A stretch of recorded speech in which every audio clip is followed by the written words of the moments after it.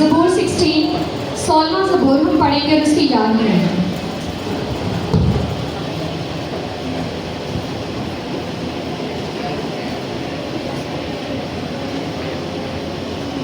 कलाम मुक़द्दस का पढ़ना शुरू करते हैं मसीह यीशु के नाम से, आमीन। तू मुझे ज़िंदगी की राह दिखाएगा, तेरे हुज़ूर में कामिल शादमानी है, तेरे दाहिने हाथ में दायमी खुशी है, आमीन। कलाम मुक़द्दस का पढ़ा और सुना जाना हम सब जिंदगी के लिए बाइस से करते हैं। आप सब पढ़ सकते हैं।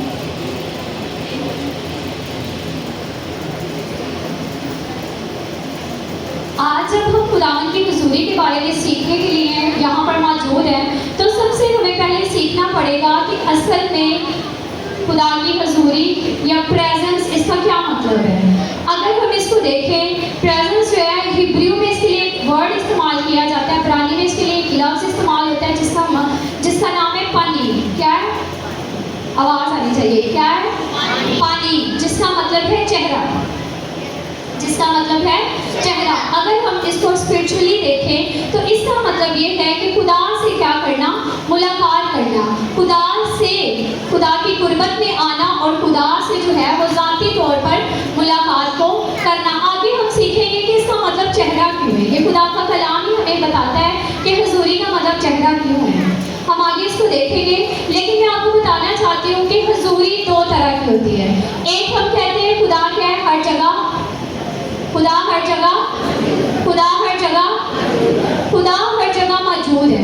दाऊद कहते हैं कि ऐ खुदा मैं तेरी रूह से भागकर कहाँ जाऊँ, मैं समुंदर में जाऊँ, मैं पताल में चला जाऊँ, मैं आसमान पर चढ़ जाऊँ, मैं जहाँ भी चला जाऊँ वहाँ पे तेरी हुज़ूरी मौजूद है, तू वहाँ पर मौजूद है। और उसको बोलते हैं ओमनी प्रेजेंस, यानी हर जगह पे खुदा की हुज़ूरी का होना, खुदा का वजूद होना।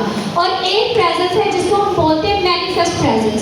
इसका मतलब है कि ज़ाहिरी मौजूदगी होना, ज़ाहिरी मौजूदगी होना, यानी शख्सी तौर पर खुदावंद की हुज़ूरी का तजर्बा करना। शख्सी तौर पर आप खुदा की आवाज़ को सुने, शख्सी तौर पर आप खुदा को देखें, शख्सी तौर पर खुदा जो है आपको लीड करे, इसको बोलते हैं ज़ाहिरी मौजूदगी। और इसका जिक्र खुद यीशु मसीह ने किया। आप मेरे साथ निकाल सकते हैं यूहन्ना की इंजील, उसका 14वां बाब और उसकी 23वीं आयत। वहाँ पर लिखा है, यीशु ने कहा अगर कोई मुझसे मोहब्बत रखे तो वो मेरे कलाम पर अमल करेगा और मेरा बाप उससे मोहब्बत रखेगा और हम उसके पास आएंगे और उसके साथ सकूनत करेंगे। यहाँ पर हम देखें तो यीशु मसीह किस बात कर रहे हैं कि मैं आऊँगा, बाप आएगा और हम क्या करेंगे, सकूनत करेंगे। यानी खुदा अपनी, यीशु मसीह अपने और अपने बाप की मौजूदगी का इजहार कर रहा है। और वो कब होगा, जब हम खुदा के कलाम पर क्या करेंगे, अमल करेंगे, जब हम खुदा से मोहब्बत करेंगे। और वो तब आएगा हमारी ज़िंदगी में जब हम क्या होंगे, पाक होंगे। यहाँ पर खुदा उस हुज़ूरी का ही बात करा जो आती है और चली जाती है, जिसको हम बोलते हैं विजिटिंग प्रेजेंस, यानी वो आई और चली गई। ये उस हुज़ूरी की बात हो रही है जो आपके अंदर से सुनत करे। आप जब भी बोले आपके अंदर से खुदा का कलाम निकले, आप जब भी बोले लोग आपके बोलने से क्या करें, बरकत को पाए। आप जब भी गाएं खुदावंद का कलाम आपके मुंह से निकले, आप जब भी किसी से रफाकत रखें, आप चर्च में हो, चर्च के बाहर हो, आपके अंदर से खुदा का जलाल बहे। यीशु मसीह ने इस हुज़ूरी के बारे में बात की है कि मैं और मेरा बाप आएंगे और क्या करेंगे, उसके साथ सकूनत करेंगे। और इसके लिए ज़रूरी है कि हम क्या हो, पाक हो। बाज़ औक़ात हम खुदा की हुज़ूरी में आते हैं, हम चर्च में आते हैं और हम कहते हैं हमें खुदा की हुज़ूरी नहीं महसूस हो रही, हमें खुदा की हुज़ूरी नहीं महसूस हो रही, हमें वो मज़ा महसूस नहीं हो रहा। तो आपको ज़रूरत है चेक करने की, क्या मैं पाक हूँ, क्या मैं पाक हूँ। क्योंकि बाइबल में लिखा है कि मुबारक है वो जो पाक दिल है, क्योंकि वो खुदावंद को देखेंगे। खुदा की हुज़ूरी को महसूस करने के लिए, खुदा की हुज़ूरी में आने के लिए सबसे पहले आपका पाक होना लाजमी है। आपके दिल, आपकी सोचें, आपके ख्यालात क्या हो, पाक हो, आपकी आंखें पाक हो, आपका सुनना पाक हो। हम घर से गाने सुन के आए और यहाँ पर आके कलाम सुने, कभी भी वो कलाम हमारे अंदर कैसे जाएगा जब हमने बंदिश लगाई हुई है। हमारे सामने खुदा हमसे हम कलाम हो रहे हैं, हमें ज़ाहिरी तौर पे दिखा रहे हैं, वो कलाम कभी भी हम समझ नहीं पाएंगे ज़ाहिरी तौर पे देखते हुए भी, क्योंकि हमने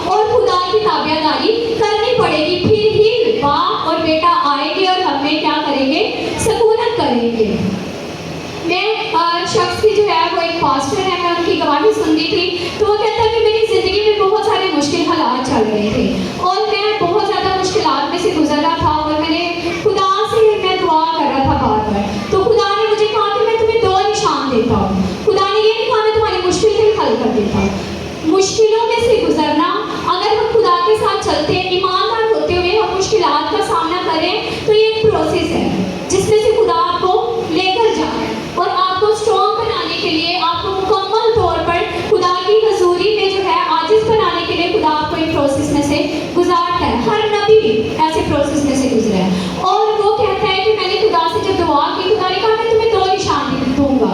एक ये कि मेरी हजूरी तेरे साथ रहेगी और दूसरा ये कि लोग क्या करेंगे, तेरी मदद करेंगे।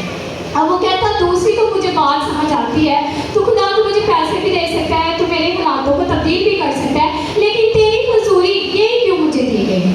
वो तो मैं वैसे भी दुआ करता हूँ, लेकिन खुदा ने उसको कहा, वो कहता है कि खुदा ने मुझे कहा कि ये एक सबसे बड़ा आला मंजूरी है इंसान के पास, एक सबसे बड़ा अप्रूवल है इंसान के पास, जिससे वो जब चाहे जो चाहे खुदा से क्या करे, मांग ले, और खुदा जो है उसकी हर ज़रूरत को क्या करता है, पूरा करता है। और अगर खुदा की हजूरी हमारे पास है, अगर हम खुदा की हजूरी में ज़िंदगी गुजार रहे हैं, तो बरकतें, रहमतें, सरफराजियाँ, कामयाबियाँ सब कुछ हमारे पास होगा, क्योंकि खुदा की हजूरी है ना हमारे पास, खुदा हमारे पास मौजूद है।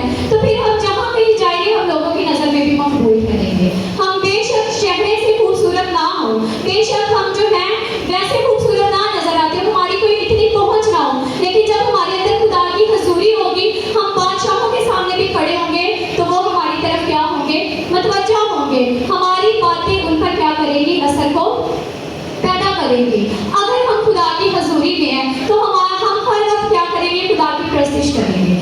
प्रस्तिश इबादत करेंगे। इबादत का मतलब ये नहीं है जो हम अभी कर रहे हैं, ये उसका एक हिस्सा है, ये मुकम्मल इबादत नहीं है। मुकम्मल इबादत ये है कि आप जिंदगी के हर पहलू में खुदा के नाम को क्या करें, जलाल दें। आप यहाँ हैं, आप घर हैं, आप किसी रिश्तेदार के घर हैं, आप जहाँ भी हैं, आप अपने काम की जगह पे हैं, आप अपनी फैक्ट्री में, आप अपने ऑफिस में हैं, वो आपकी इबादत है जब आपका दिल खुदा के साथ लगा रहेगा और आप मुकम्मल तौर पर खुदा की ताबेदारी में रहेंगे। यही आपकी क्या है, रोमियो में लिखे कि यही हमारी माकूल इबादत है कि हम अपने बदनों को ऐसी कुर्बानी होने के लिए पेश करें जो जिंदा, पाक और खुदा को पसंदीदा है। यही हमारी मकबूल इबादत है। प्रस्तिश करना, गीत गाना, दुआएं करना, बाइबल पढ़ना, कलाम सुनना, ये उस हजूरी का, ये उस इबादत का एक हिस्सा है।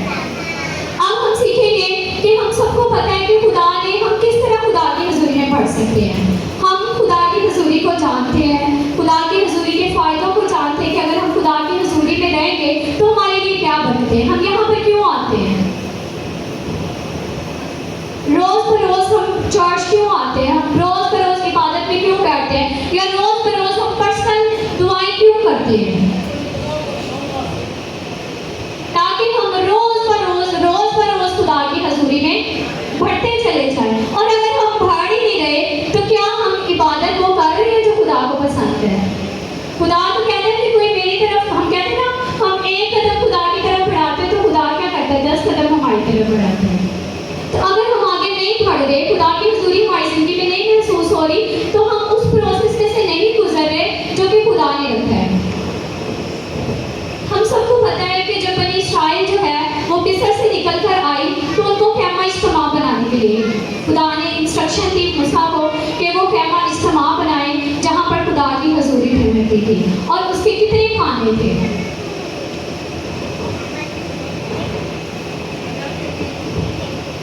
खेमा के भी खाने थे। और हैकल जब बनाई गई, सेम उसी पैटर्न पे बनाई गई, उसमें 3 खाने बनाए गए, सेहन, पाक मकाम और पाक तरीन मकाम। आज भी वही पैटर्न है हमारे लिए, लेकिन वो पैटर्न रूहानी तौर पर हो गया है। वो जिस्मानी पैटर्न था जिसमें वो एक प्रोसेस में से गुजरते थे और फिर एंड पे खुदा का काहिन क्या करता था, सरदार काहिन पाक तरीन मकाम में जाता था। इसी तरह आज हमारे लिए रूहानी पैटर्न यही है। हम अपने डेली लाइफ में जो हम प्रेयर करते हैं, क्या हम उस मकाम तक पहुंच पाते हैं जिसमें वाकई ही खुदा हमसे रूबरू कलाम करे, जिसमें वाकई खुदा हमसे बात करे? हम उस मकाम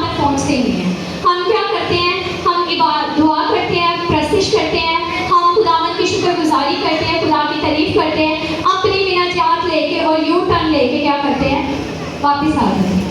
पहला स्टेज जो है जिसको फर्स्ट कोड बोला जाता था, मेरे साथ निकाले, हम ज़बूर में से देखेंगे कि खुदा ने बार बार बारगाहों का जिक्र, ज़बूर में खुदा का बंदा बार बार बारगाहों का जिक्र कर रहा है और वो बारगाहें वही हैं। हम इसको देखेंगे ज़बूर 65 और इसकी चौथी आयत।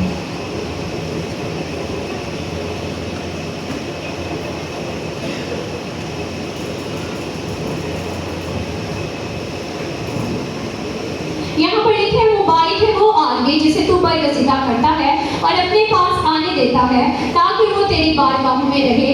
हम तेरे घर की खूबी से यानी तेरे मुकद्दस हैकल से आसूदा होंगे।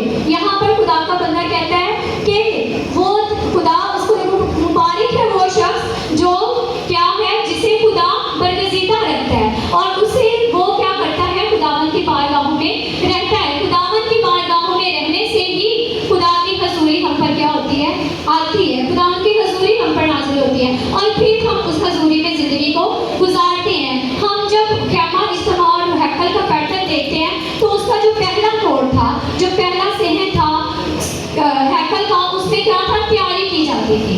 किसी भी चीज़ के लिए जो अंदर इवेंट्स होते थे उसकी तैयारी की जाती थी। तो इसका मतलब है हमारी डेली लाइफ की जो प्रेयर होती है उसका फर्स्ट स्टेज ये होता है कि हम अपने आप को खुदा के लिए तैयार करें, अपने आप को खुदा की हजूरी में दाखिल होने के लिए तैयार करें। वो ऐसे तैयार होना नहीं, हम मुँह हाथ धोएं, अच्छे कपड़े पहने, बाइबल पकड़े, ज़बूर की किताब रखें और बैठ जाएं, ये तैयारी की बात नहीं होगी।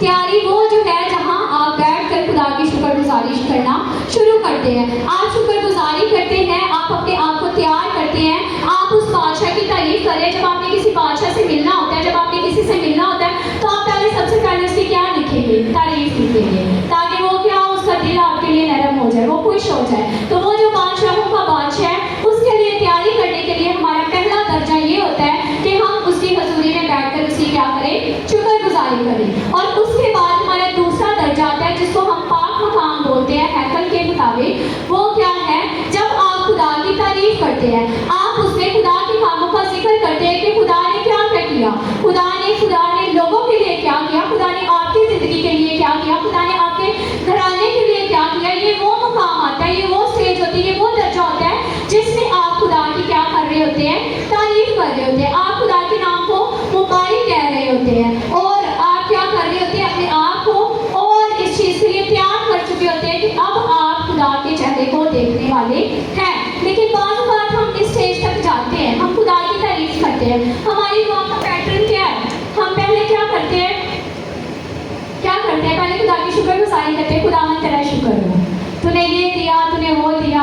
और फिर हम क्या करते हैं, खुदावन की तारीफ करते हैं। और उसके बाद हमारा नेक्स्ट स्टेप क्या होता है, हम मांगना शुरू कर देते हैं। फिर हम मांगना शुरू कर देते हैं, हम उस थर्ड स्टेज तक जाते ही नहीं हैं। हम थर्ड स्टेज तक उसकी हजूरी, उसकी प्रेजेंस में, उस पाकरी मकाम में जाने की कोशिश ही नहीं करते।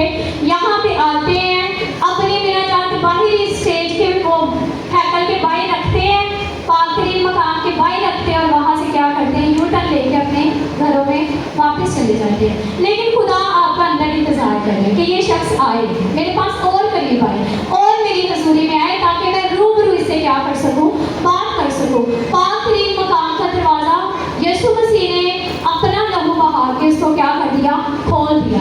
अब हम वहाँ पर जाएं ना जाएं, किसका इंतखाब है, हमारा इंतखाब है। उसकी हजूरी मौजूद है, हम उस हजूरी में जाएं ना जाएं, ये किस पे डिपेंड करता है, हम पे करता है। हम यहाँ बैठे इबादत करें या ना करें, वो इस पे डिपेंड करेगा हम पे। अगर हमारे साथ वाले शख्स खुदा की हजूरी महसूस कर रहे हैं, हम क्यों नहीं कर रहे। अगर यहाँ पर 100 लोग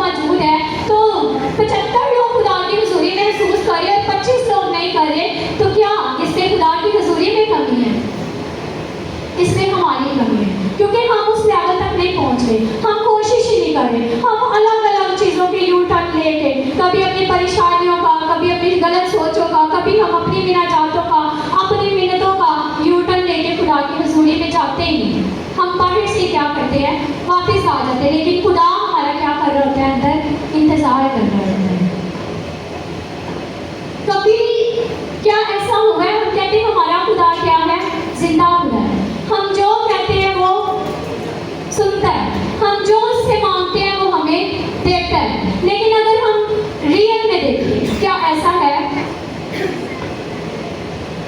क्या ऐसा है? खुदा ऐसा ही है, हम ऐसे नहीं। जो लोग वाकई ही खुदा से उस लेवल पे जाके मांगते हैं, खुदा उसको जरूर देता है, उनको कहने की जरूरत नहीं पड़ती। लिखा है कि खुदा, और ये भी हम देखते हैं, एलिया कहते हैं आसमान से बारिश ना और बारिश नहीं होती, बारिश हो जाए और बारिश हो जाती है। यशोआ कहते हैं सूरज अपनी जगह पे ठहर जाए, सूरज अपनी जगह पे ठहर जाता है। जो कहते थे वो हो जाता था। क्यों? क्योंकि उन्होंने अपनी जिंदगी के बहुत लंबे लंबे अरसे खुदा की हजूरी में गुजारे थे। उनके अंदर खुदा की हजूरी मौजूद थी, वो ऑलरेडी खुदा की प्रेजेंस में थे। वो चर्च में मौजूद हो या ना हो, वो इबादत में मौजूद हो या ना हो, वो ऑलरेडी खुदा की हजूरी उनके अंदर काम करती थी। वो कहते थे और हो जाता था। एलिया कहता आग नाजिल हो, और आग नाजिल हो जाती है। क्यों? क्योंकि उनकी जिंदगी में खुदा की हजूरी थी। वो इस पैटर्न से गुजरे हुए थे। उन्होंने एक लंबे लंबे अरसे, पूरी रातें जाके, पूरे पूरे दिन जाके, अपने आप को दुनिया से अलग करके उन्होंने खुदा की हजूरी में वो लम्हात गुजारे हुए थे। इसीलिए वो ताकत, वो पावर, वो कुव्वत और कुदरत उनकी जिंदगी में काम करती थी, और वो इख्तियार उनकी जिंदगी में काम करता था कि वो कहते थे और हो जाता था। आज हम सब अपने हाथों को ऊपर उठाएंगे, आप सब बैठे हुए अपने हाथों को ऊपर उठाएंगे और सब अपने लिए सिर्फ 1 मिनट हम दुआ करेंगे कि खुदावन मुझे उन दर्जों में ले जाओ। खुदावन मैं पहले और दूसरे दर्जे में नहीं रहना चाहता, मैं आगे बढ़ना चाहता हूँ। सब अपनी अपनी आवाज को बुलंद करेंगे, सिर्फ 1 मिनट के लिए दुआ करेंगे, और उसके बाद हम खुदावन के कलाम के अगले हिस्से को सुनेंगे।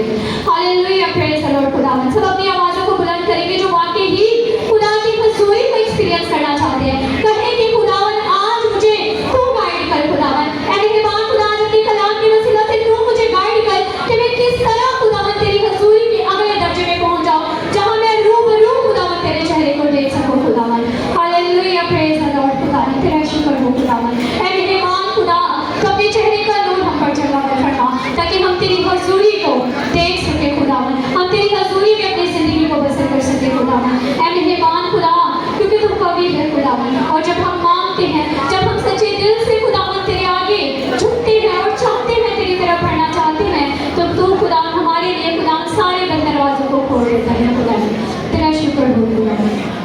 आमीन। क्या भाइयों को जरूरत नहीं है खुदा की हजूरी की? किस भाई को खुदा की हजूरी की जरूरत है? मुझे सिर्फ 2 भाइयों की आवाज आई है। जिन जिन को जरूरत है खुदा की हजूरी की, वो जोरदार तालियां बजाएं।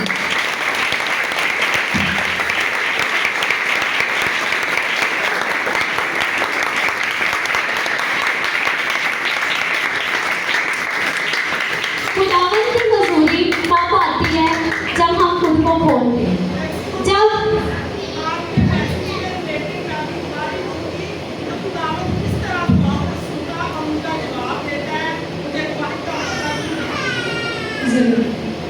खुदा हमारे, जब हम अपने दिल को चाह करते हैं ना, खुदा ने खोला हुआ दरवाजा, हमारा अपना दरवाजा बंद है, हम खोलते नहीं। अगर मुंह का दरवाजा खोल लिया तो हमारे दिल का दरवाजा बंद है। तो मुंह तक खाना जाए और मैदा बंद हो तो खाना अंदर चला जाएगा? कभी नहीं जाएगा, वापस आ जाएगा। खुदा की हजूरी आते आते हमारे अंदर से बाहर चली जाती, क्योंकि हमने अपना अंदर बंद किया हुआ है, हमने खोला ही नहीं अपना आप के खुदा की हजूरी मेरे अंदर है। हम खुद को उस मुकाम में नहीं लेके जा रहे जहाँ पर खुदा चाहते हैं हम जाए। फिर आपको मांगना नहीं पड़ेगा, फिर आपको रोना नहीं पड़ेगा, आपको चलाना नहीं पड़ेगा, आपको आंसू नहीं बहाने पड़ेंगे। जब आप पहले से घुटनों पे बैठ के ऐसी दुआएं करने वाले होंगे, जब ऑलरेडी आपने आंसू बहा लिए होंगे और आप उस लेवल पर पहुंच गए होंगे, फिर आपको मांगना नहीं पड़ेगा। बस आप खुदा की तारीफ करेंगे और खुदा आपको दे देगा। जैसे बच्चों ने कुछ लेना हो ना, जो बच्चा बड़ा क्लोज होता है, वो सिर्फ एक दफा मुंह से कहेगा, फिर माँ बाप को मस्के लगाते हैं, होता है, मस्के लगाते हैं, तारीफ करते हैं। माँ बाप चलो आ रहे हैं तो सैलरी दे देंगे, पैसे बड़े, अच्छा मैं कल जाऊंगी बाजार में, आज जाऊंगा बाजार में, तुम्हें ला दूंगा। हमारा खुदा भी यही है। हमारा खुदा हमें जिस्मानी जिंदगी में ही वही पैटर्न देता है जो उसका रूहानी पैटर्न है। ये बस हमें समझने की जरूरत है, हमें हिकमत को हासिल करने की जरूरत है। बात हम बहुत कलाम सुनते हैं, बहुत कलाम सुनते हैं, हम शायद दिन में 3-3, 4-4 कलाम सुनते हैं, लेकिन अमल नहीं कर पा रहे, क्योंकि हमारी हिकमत बंद है। खुदा के कलाम को कोई हिकमत के बिना समझ नहीं सकता। जब तक हम इसको 10 दफा, 100 दफा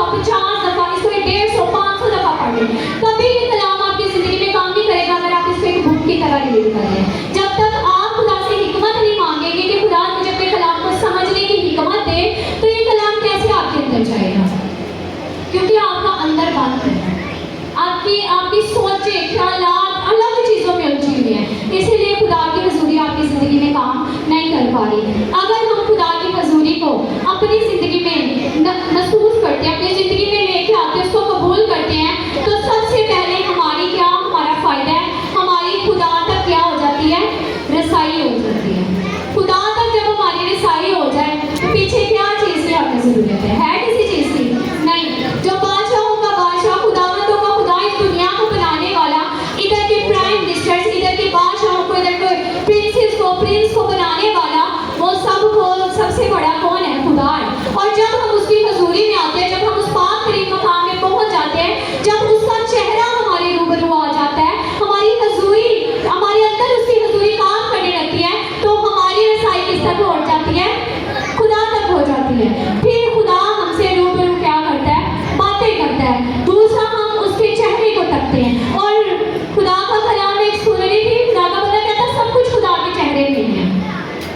वो अपने चेहरे का नोट जला कर फरमाता है और आपकी जिंदगियों को बदल देता है। सिर्फ आपको उससे आमना सामना होने की देर है। उसके चेहरे से जिंदगी निकलती है, उसके चेहरे से जो है वो बरकतें निकलती है। आप मेरे साथ निकाल सकते हैं इंसान उसका 16वां बाप और उसकी 15वीं आयत, कि कैसे खुदा का चेहरा जो है वो हमारी जिंदगियों के लिए बरकत को लेकर आता है।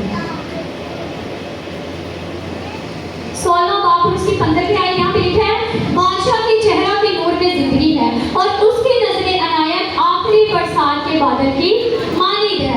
ऐसा बादल जो आखिर तक बरसता है। सारी बरकतें उसके चेहरे के नूर से ही आपकी जिंदगी में आ जाएगी। जब उसका नूर आपकी जिंदगी में, उसका चेहरा आप पर जलावर होगा, तो आपकी जिंदगी बदल जाएगी। फिर आप दौड़ने जाएंगे, आप उसी की हुजूरी में बैठना पसंद करेंगे, क्योंकि उसके चेहरे ने आपकी जिंदगी को क्या कर दिया है, बदल दिया है। हम मूसा को देखते हैं, मूसा खुदा की हुजूरी में गया और उसका चेहरा क्या हुआ, चमकना शुरू हो गया। क्या वो वहां पर बैठ के भी मसाज करता रहा? क्या वो बैठ कर वहां पे कोई ऐसी ट्रीटमेंट करवाता रहा, वहां पर कोई ऐसी मेडिसिन खाता रहा? वो बुजुर्ग था, वो खुदा की हजूरी में गया, सिर्फ खुदा की हजूरी में उसने दिन गुजारे, 40 दिन गुजारे और उसका चेहरा क्या हो गया, चमकने लगा। खुदा अपने चेहरे का नूर हम पर क्या करता है, जलवा कर फरमाता है, हमें क्या कर देता है, जिंदगी बख्श देता है। कहते हैं ना, जान है तो जहान है। खुदा के चेहरे को देखें ताकि आपकी जिंदगी जो है वो कसरत से लंबी हो। फिर उसकी हमें फेवर मिल जाती है, उसकी हमायत हमें मिल जाती है। जब खुदा हमारे साथ है तो फिर कौन हमारा मुखालिफ है? हम जहाँ जाएंगे, हम नौकरी के लिए जाएंगे, हमें नौकरी मिल जाएगी। हम कहीं एडमिशन के लिए जाएंगे, हमें एडमिशन मिल जाएगा। हम किसी से बात करेंगे और वो बात हमारी मकबूल हो जाएगी। हम मिनिस्टर को एक दरखास्त लिखेंगे और वो दरखास्त क्या हो जाएगी, मंजूर हो जाएगी, क्योंकि हमारे साथ किसकी फेवर है, जो उससे भी बड़ा है।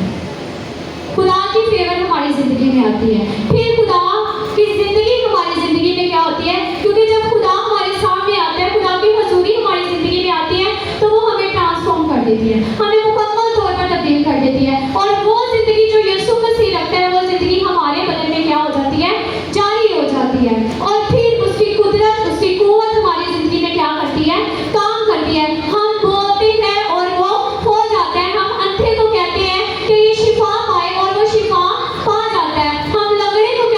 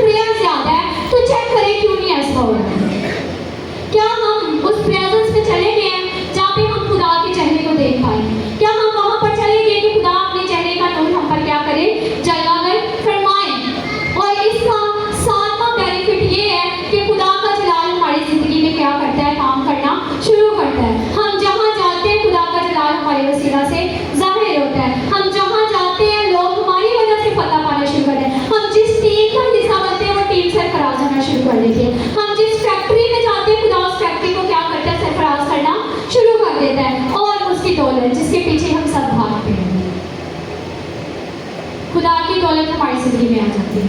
खुदा का कलाम फरमाता है कि जो दौलत खुदा बख्शता है वो उसमें कभी दुख को शामिल नहीं करता। खुदा जो बरकत खुदा आपको देता है उसमें कभी दुख शामिल नहीं है। कभी भी उससे आपके घर में परेशानी नहीं आएगी। अगर आपके घर में परेशानियां आ रही हैं एक चीज़ के आने की वजह से, तो समझ जाए कि ये ऐसी चीज़ है जिससे खुदा की हज़ूरी को मेरे घर से बाहर निकाल दिया, इसीलिए तो मेरे घर में प्रॉब्लम्स क्रिएट हो रही हैं। आपको ज़रूरत है देखें कि वो कौन सी चीज़ें हैं और उसको क्या करें, अपने घर से अपनी ज़िंदगी से निकाल दें। बाज़ औक़ात ये होता है खुदा की हज़ूरी हम हासिल कर भी लेते हैं, हम खुदा की गुरबत में आ भी जाते हैं, लेकिन हम उसको मेंटेन नहीं कर पाते, हम उस हज़ूरी को अपनी ज़िंदगी में कायम नहीं रख पाते। और क्या होता है कि हम उस हज़ूरी को खो बैठते हैं। बाइबल में हमें बहुत सारी एग्जाम्पल्स मिलती हैं जब लोगों में खुदा का जलाल कसरत से काम करता था, खुदा की हज़ूरी उन पर कसरत से नाज़िल होती थी, लेकिन एक वक्त उनकी ज़िंदगी में ऐसा आया कि उन्होंने अपने किसी गुनाह की वजह से, किसी नाफरमानी की वजह से खुदा की हज़ूरी को अपनी ज़िंदगी से खो दिया।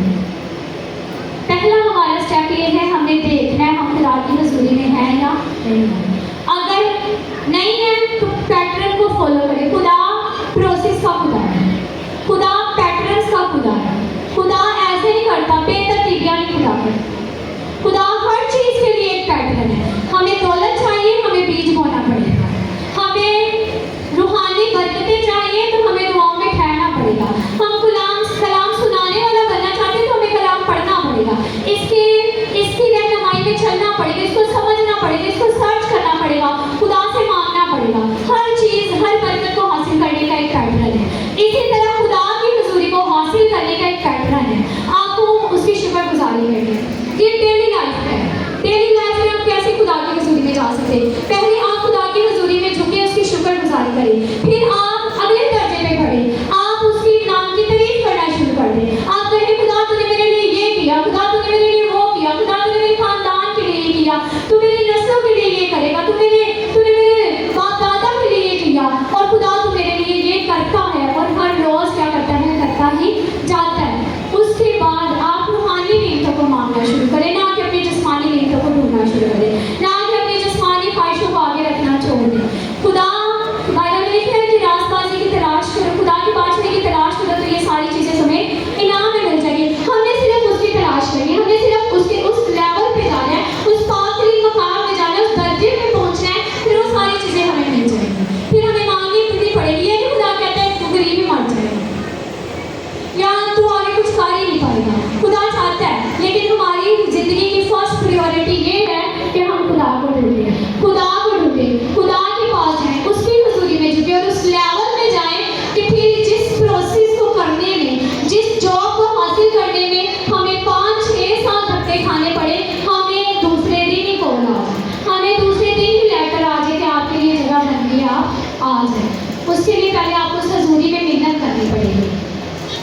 फर्स्ट करें, आपके पास आपने एक काम करना है और उस काम करने से आपके सारे काम हो जाए, और एक साइड पे आप सारे कामों में आपको डिफरेंट पीरियड लगे। एक काम को करने में साल, दूसरे काम को करने में 5 साल, तीसरे काम को करने के लिए 6 साल, तो आप कौन सा पैटर्न फॉलो करेंगे? हम पहले वाला चूज करेंगे कि हम एक ही करें और सारे काम हो जाए। हम अपनी कोशिशों में लगे रहेंगे तो एक काम हासिल करने में हमें इतने साल लगे, फिर दूसरा, फिर तीसरा। खुदा की हज़ूरी में चले जाएंगे, वो सारे काम शायद 1 ही साल में हो जाएंगे। हालेलुया। हम देखते हैं कि खुदा की हज़ूरी हमारी ज़िंदगी से कैसे दूर होती है। सबसे बड़ी नाफरमानी हम देखते हैं, आदम हवा ने गुनाह किया, खुदा की गुरबत में रहने वाले थे, खुदा के जलाल में रहने वाले थे, वो सही उस प्रेजेंस में थे जो खुदा आज हमसे चाहता है। रूबरू खुदा से बात करते थे और वो रियल में खुदा की आवाज़ को सुनते थे, वो खुदा के नेमा कलाम को हर रोज़ रिसीव करते थे, खुदा से डिस्कशन करते थे, खुदा से बातें करते थे। वो थी हज़ूरी उनके पास जो खुदा ने इंसान को शुरू में बख्शी, लेकिन अपनी नाफरमानी की वजह से उन्होंने इस हज़ूरी को खो दिया। नाफरमानी कितना छोटा सा गुनाह हमें लगता है। हमारे बच्चे शायद दिन में कितनी नाफरमानी करते हैं, 5 से 6, शायद इससे भी ज़्यादा कुछ करते हो। ये नहीं करना, वो नहीं करना, वो वही नहीं करेंगे, कितनी नाफरमानी करते हैं। लेकिन उनकी इतनी सी एक नाफरमानी, खुदा ने कहा फल नहीं खाना, उन्होंने फल खा लिया। सिर्फ इस गुनाह की वजह से उन्होंने खुदा की हजूरी से अलग हो गए। वो मारे गए रूहानी तौर पर, जिस्मानी तौर पर जिंदा थे लेकिन उनकी रूहानी आंखें बंद हो गई, उनकी पाकीज़गी की आंखें बंद हो गई। इसीलिए तो वो एक दूसरे को दिखाई नंगे दिखाई देती थी, क्योंकि उनकी पाकीज़गी की आंखें क्या हो गई थी, बंद हो गई थी, मर गई थी वो खुदा की हजूरी से अपनी नाफरमानी की वजह से दूर चले गए। उनके बेटे ने गुनाह किया, कत्ल किया, और खुदा ने उसको भी अपनी हजूरी से निकाल दिया। हम अपनी बातों से, अपने लहजों से, अपने रवैयों से जितने लोगों को कत्ल करते हैं, क्या खुदा की हजूरी हमें ये अलाउ करती है?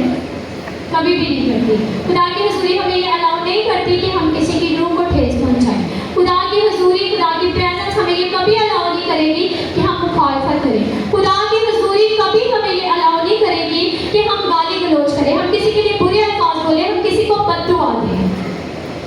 अगर हम ऐसा कर रहे हैं तो जान लें कि खुदा की हजूरी अभी हमारे अंदर मौजूद ही है। अभी हम उस दर्जे पर नहीं पहुंचे, हम शायद पहले और दूसरे दर्जे में मौजूद हैं। चर्च में बहुत सारे लोग आते हैं, वो पहले दर्जे को भी पार कर लेते, दूसरे दर्जे को भी। जैसे हम गेम खेलते हैं ना, अगले लेवल पे जाने के लिए हमें पहला लेवल पूरा करना पड़ता है। आपको 100 दफा क्यों ना हारे, आपको अगले लेवल पे नहीं तरस खा के करें, कभी भी नहीं। इसीलिए खुदा की हजूरी में पढ़ने के लिए आपको पहला लेवल क्वालिफाई करना पड़ेगा, फिर दूसरा, फिर तीसरे में जाना। हमने अपनी ज़िंदगी में देखना है कि मेरी ज़िंदगी में ऐसी कौन सी बात है। बाज़ औक़ात हमारे अंदर फ़ख्र आ जाता है। सबसे बड़ा जो हमारे पास एक एग्जाम्पल है, एक नमूना है, लूसीफर। उससे ज़्यादा कौन खुदा की हजूरी में जो है खुदा के करीब रहेगा? खुदा की प्रस्तिश करता और खुदा की रूह जुम्बश करती। क्या करती थी? जुम्बश करती थी। सिर्फ उसके गरूर ने क्या किया, उसको, वो जिस लेवल पे था उस लेवल पे खुदा ने उसको रखा नहीं। खुदा ने उससे भी पहले दर्जे से भी उसको क्या कर दिया, नीचे गिरा दिया। क्या कभी अपने खुदा की शुक्रगुजारी करता है? कभी नहीं। खुदा ने उसको क्या किया, तीसरे दर्जे में था वो, खुदा ने उसको डायरेक्ट पहले दर्जे से भी क्या कर दिया, बेदखली कर दिया।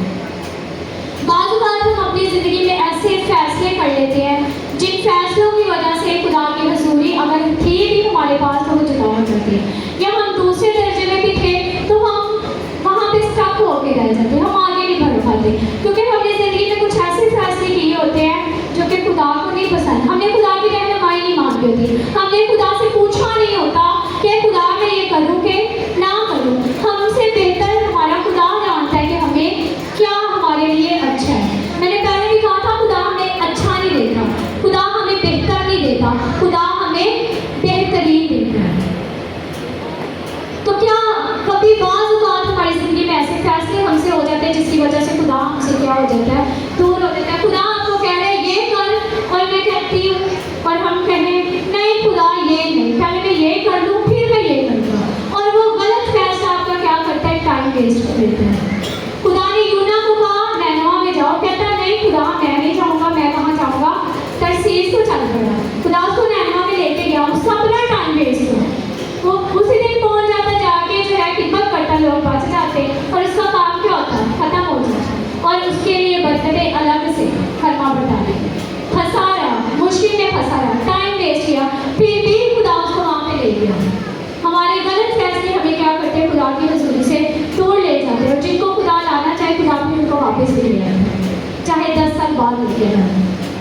फिर हमारी ज़िंदगी में कभी हमारे कुछ ऐसे हमारे दोस्त बन जाते हैं, हमारे कुछ ऐसे रिश्ते बन जाते हैं कि उन रिश्तों की वजह से खुदा की हजूरी हमारी ज़िंदगी से निकलती जाती है, वो आग हमारी ज़िंदगी से ठंडी होती जाती है।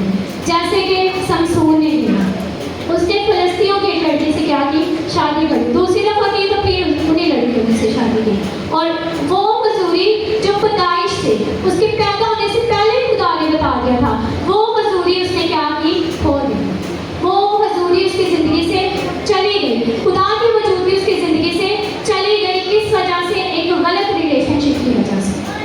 खुदा ने उसको बहाल किया, लेकिन उसने कहा खुदा मैं भी इनके साथ क्या हो जाऊँ, गर्व हो जाऊँ। जब उसने खुदा से रोया, खुदा से बोला कि खुदा मुझे जोर दे, मैं इनको भी क्या करूँ, हलाक कर दूँ। कैसा वो बंदा था कि जैसे हम मूवीज देखते ना, वो कहते हैं वन मैन आर्मी, एक बंदे में सारी आर्मी है, ऐसा शख्स था वो, हजारों को वो मार देता था, एक शख्स इतना लेकिन जब खुदा की हजूरी उसकी ज़िंदगी से गई तो लोग उसको आगे आसानी से पकड़ के क्या हो गए, ले गए, और वो हजूरी उसकी ज़िंदगी से चली गई सिर्फ एक गलत रिलेशनशिप की वजह से।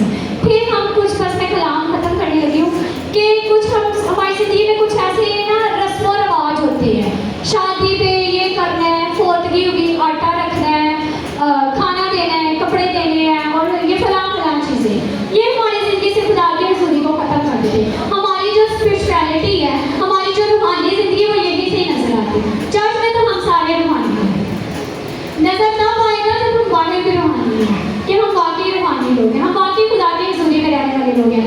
मेला लगा सारे बच्चे गए, वालिदैन गए, खुदा ने लिखा है, खुदा ने कहा कि तुम उनकी सरहदों में भी ना जाना, तुम उनको अपनी सरहदों से दूर कर देना। खुदा कहता है कि तुम शयातीन के प्याले और खुदा के प्याले में शरीक नहीं हो सकते।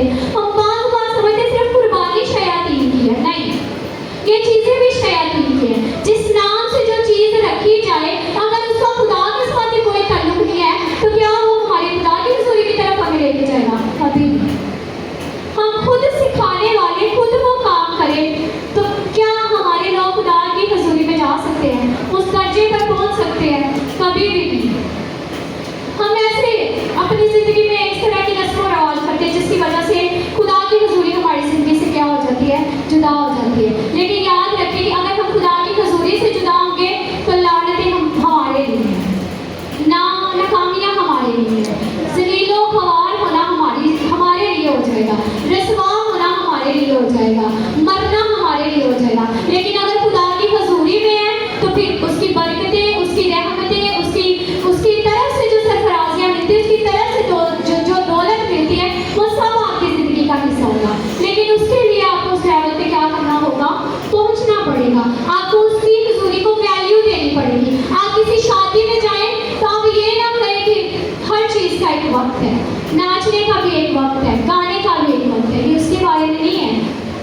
मैं कभी कभी सोचती हूँ कि प्लीज़ हम अगर खुदा की इबादत करने वाले हैं और गाने किसको प्रेजेंट करते हैं, क्या वो खुदा को प्रेजेंट करते हैं?